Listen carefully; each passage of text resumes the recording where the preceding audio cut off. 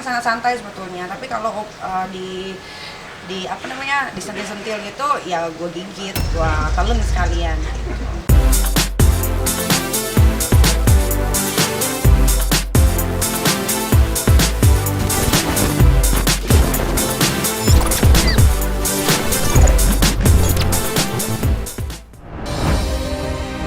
Halo Selebtubers, balik lagi di channel Selebtub TV. Apa kabar semua?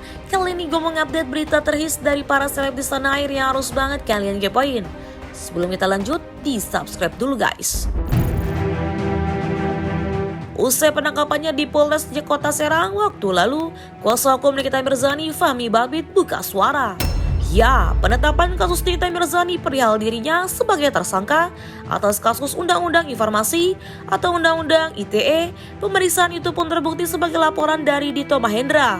Dalam kasusnya ini, selaku kuasa hukum Fahmi Bahmit hanya berpesan kepada Loli, sang anak pertama Niki, agar selalu semangat dan meski kini kasusnya masih dalam proses penangguhan, Fahmi Bahmit mengaku Niki baik-baik saja dan terlihat santai.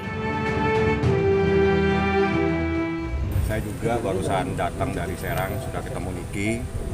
Niki hanya menyampaikan sesuatu, nanti sebentar akan saya sampaikan bahwa ada beberapa pesan dari Nikita disampaikan kepada Polres Metro Jakarta Selatan bahwa tolong dia punya laporan sejak Maret seseorang menjadi tersangka. Ya. Sudah menjadi tersangka. Ya ini nanti gini aja, jadi tersangka sejak Maret 2022, tapi tidak jelas prosesnya sampai detik ini.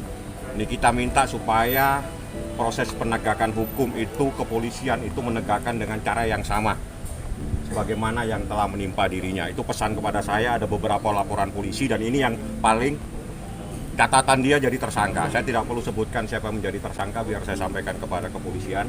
Itu yang pertama. Kenapa? Inisialnya artis kayaknya di penyanyi atau apa? Bukan, laki-laki. Udah, biar gampang nanti saya kasih tahu. Enak begitu. Nanti biar dari pihak Polres saja menjelaskan siapa. Jadi Anda sudah tahu lah siapa dia.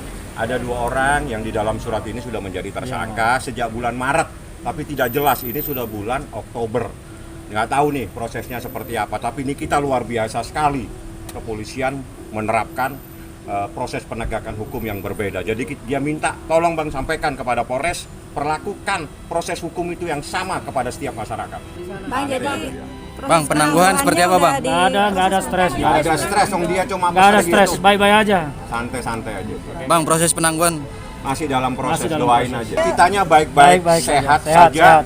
Hanya pesan, Bang, urusan pasal, urusan abang. Urusan saya berdoa supaya orang-orang yang mendolimi saya biar berurusan sama hukumnya Allah. Titik. Itu saja pesan kita kepada saya. Untuk anaknya gimana? Untuk anak, Anaknya baik-baik semua. kalau Loli saya biasa komunikasi sama Loli. Abang kan biasa, ya udah Abang komunikasi. Loli, saya kasih tahu sama Loli, mamamu bukan narkoba, mamamu bukan pembunuh, namamu bukan teroris. Mamamu memposting tulisan menghimbau seseorang ditafsirkan sebagai tindak pidana.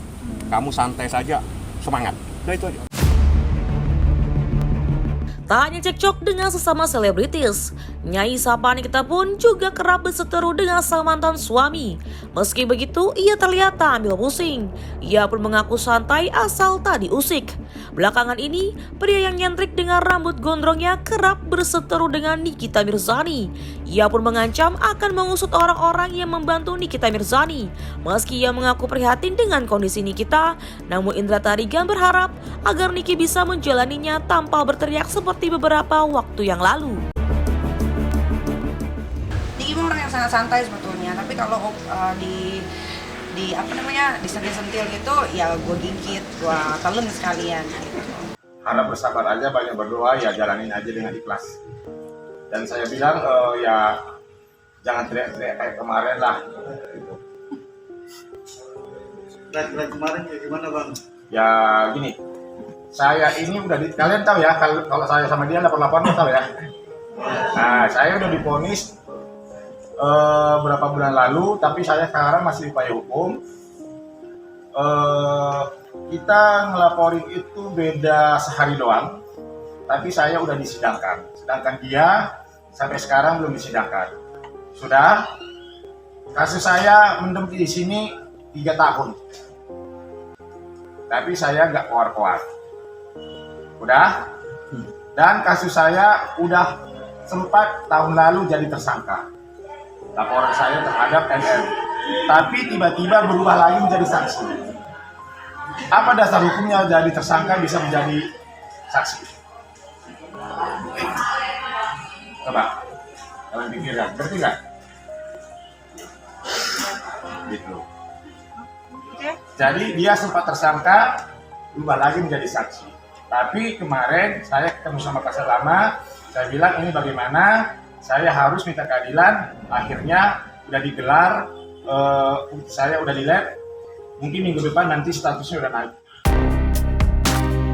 Kita doakan ya guys agar permasalahan ini segera berakhir dengan damai. Sekian dulu videonya, kalau suka langsung aja di like, di subscribe, dan kalau suka videonya boleh banget di share.